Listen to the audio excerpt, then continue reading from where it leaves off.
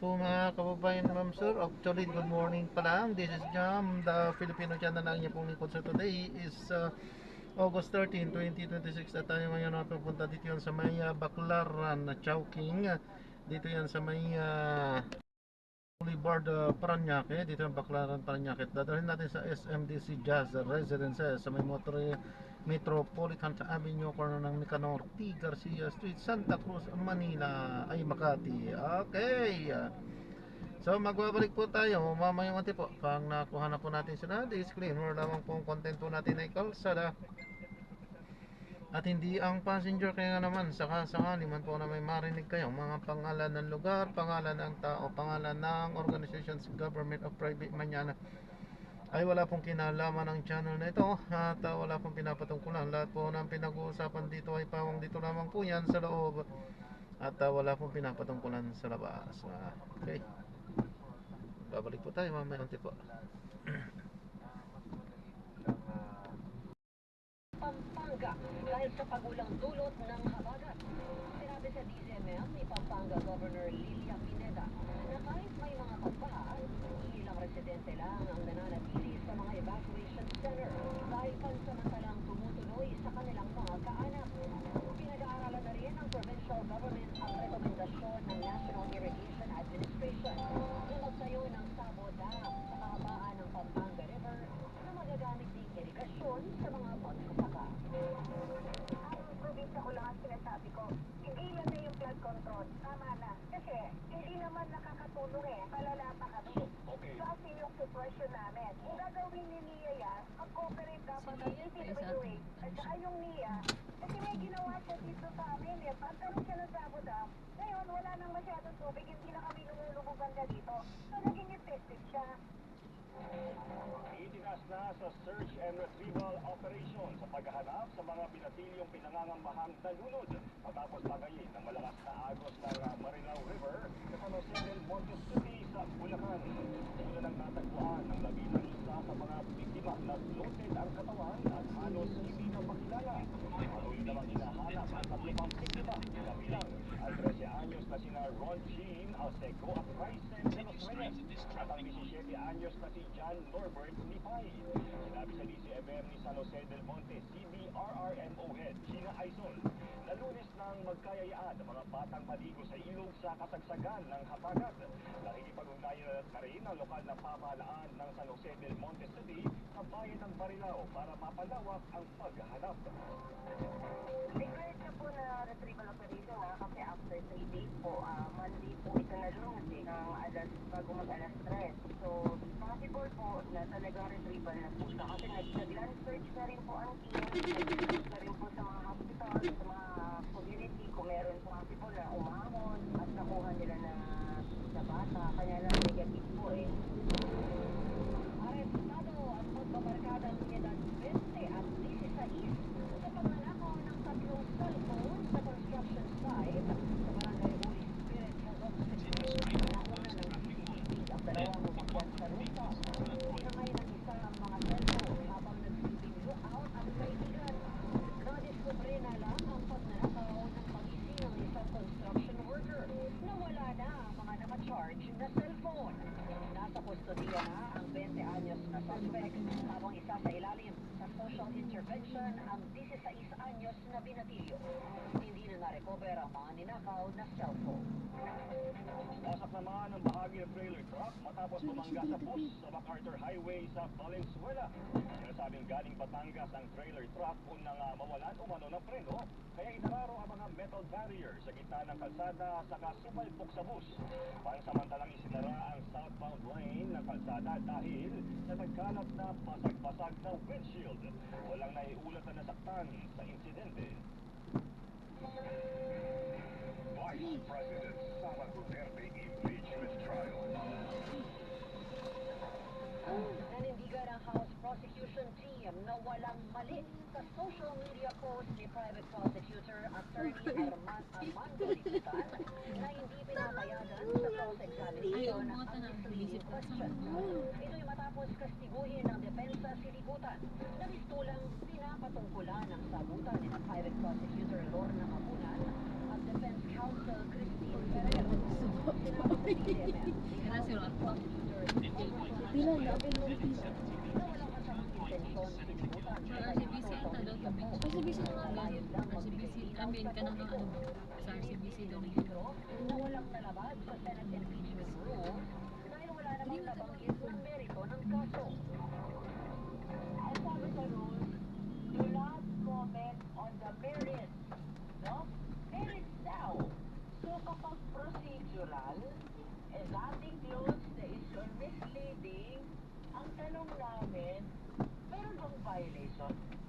We maintain the position there is none. O sabihin natin, misproven yung kanyang mga utterances. But the thing is, yun ang narinig sa kanya.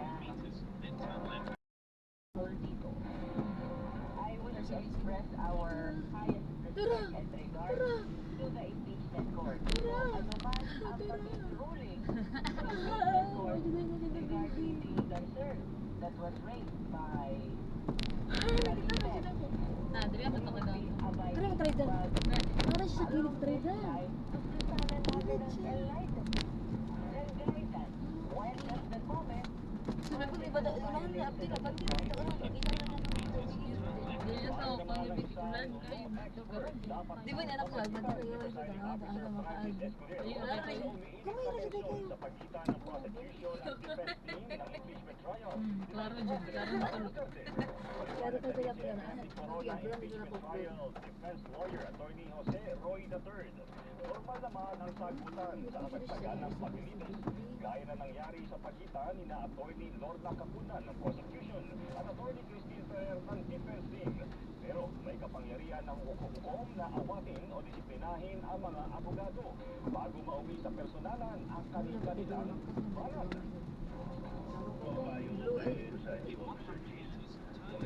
Para magkaroon ng konting disiplina. Pag ginawa, pinalapit mo yan, patay mo yung mikropono.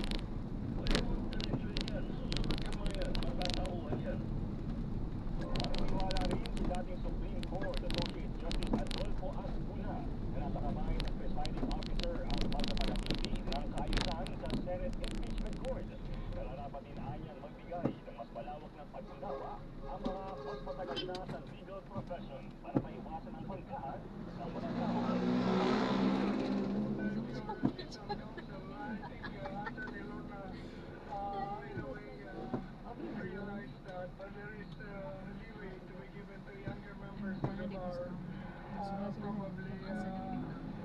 Bato siya counter ng power bill ang budget to. Receptionist. Tower E up, ma'am. Sa atin.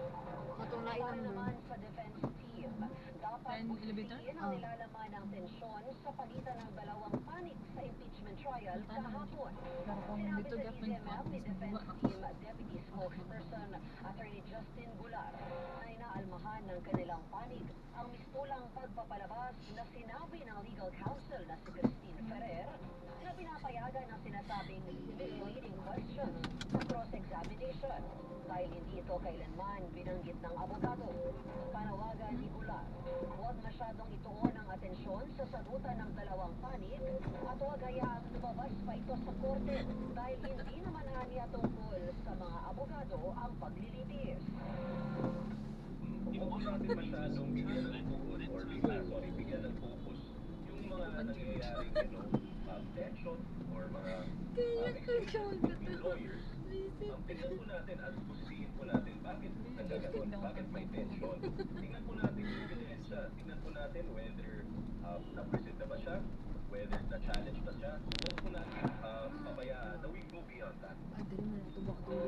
Iinit naman ni prosecution team Kung dito legal ta siguro para spokesperson makita ko na to. Benjamin Tolosa Jr. Dito na dapat nang dito isang tayo. tabi ang ani ay mga No? distraction o panggulo lang sa impeachment trial at tututukan na lang ang testimonya ng mga testigo. Muli iniinit ng prosekusyon na may mga ebidensya ng sumusuporta sa aligasyong maanomalyang paggastos ng confidential funds ni VP Sara tulad ng mga lumitaw na questionable pangalan at transaksyon.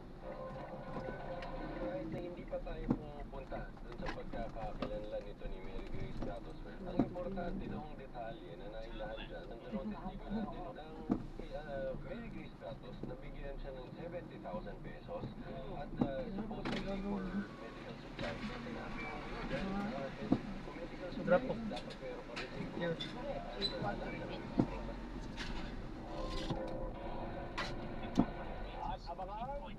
Wendy. 50 pesos para sa unang bugso ng aumento sa sahod sa Metro Manila. At ang headline ngayon sa Mindanao ni Queenie Casimiro. Sundalong papunta sa training school patay sa ambush sa Sulu. Inganipod na. Balita sa pagbabalita. Inganipod na. Parang Headline busy na ngayon. lang. Pero ako okay dito. Kapsa ito. Para kang asahan nito, Bridget. Ay, tapos na ang Bridget. Para kang asahan. Hindi paras diri ko building. Ubo ng bata. Ah, pero halos gawa ko siya ito. Mga sila yung nasod. Ang Plemex for Kids Ilong ay kayo natural dito. na lakunti. Ano nga mapili ko. Tumutulong palabasin Bawal ang ang klima horn. para Saan tigil ang ang ubo. horn? Ramdamang Kanya ginawa tinanggal. in banana and orange flavors. Be wise, mommy. Cough, cough, wet away! Yay! Batang labang di Plemex. Phoenix Segundo L. Lagundili. This is a generic name of Plemex for Kids. If symptoms persist, consult your doctor. Sa nagdaang 40 taon, magkakasama tayo sa bawat balita at bawat kwento ng lungkot, saya, kabiguan at QR po ba, ma'am? at Apo. sa mga darating pang panahon, patuloy tayong maghahatid ng balita at Sige po. kumpirmado, sigurado. Ito po ang CFM.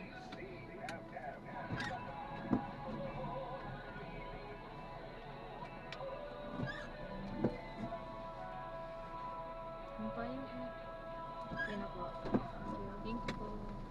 Kahit may edad na kami, masigla pa din. Tuloy lang sa activities. On the go! Dahil sa healthy lifestyle at tulong ng Arnesin. Wala pa po. Wala pa po.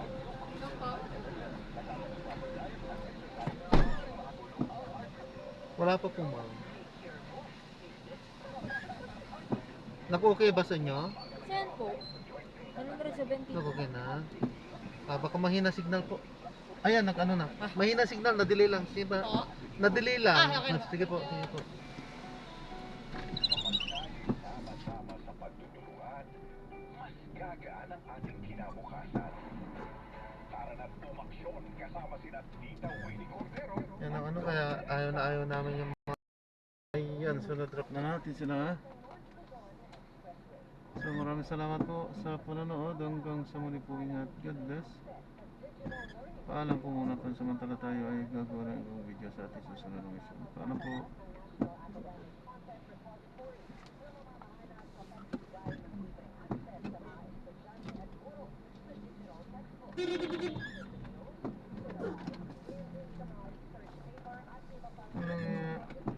Ang tagal nilang mag-drop.